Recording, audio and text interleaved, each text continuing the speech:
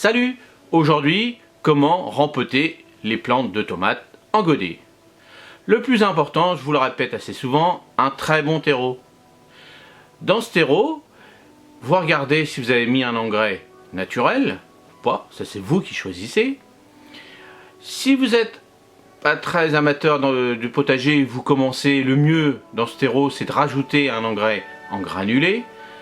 C'est le plus simple, donc bien respecter les doses.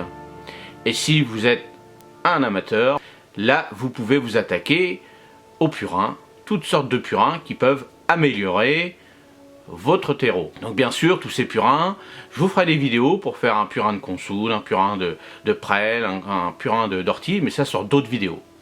Nous prenons délicatement le plant de tomate, nous gardons le plus possible de terre autour des racines, comme ça la reprise va être au maximum.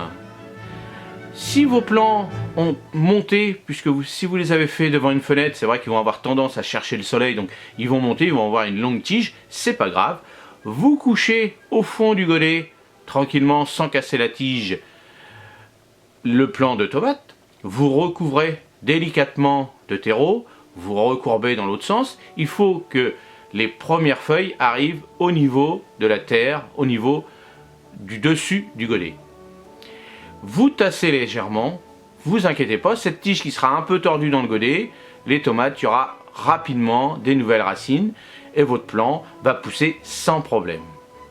Pour les autres qui ont un plant naturel, là vous prenez votre tige droite, vous faites un trou, soit avec votre doigt, soit avec n'importe quel ustensile, vous mettez votre plant jusqu'aux premières feuilles, vous tassez bien, vous arrosez bien l'ensemble une fois que vous avez fini de réaliser vos plants, ça c'est le plus important, puisque vous avez déjà tassé légèrement, le fait de rajouter de l'eau, ça va encore bien tasser, bien apporter de la terre, éviter les bulles d'air entre parenthèses autour des racines, et le plant va prendre rapidement de l'ampleur. Bien sûr, une fois que vous avez réalisé vos godets, il faudra continuer à les mettre au-dessus de 10 degrés.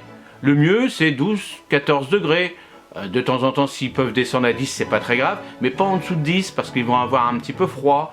Et le problème des tomates, s'ils ont attrapé du froid, et ben, le problème c'est qu'ils vont attraper des maladies.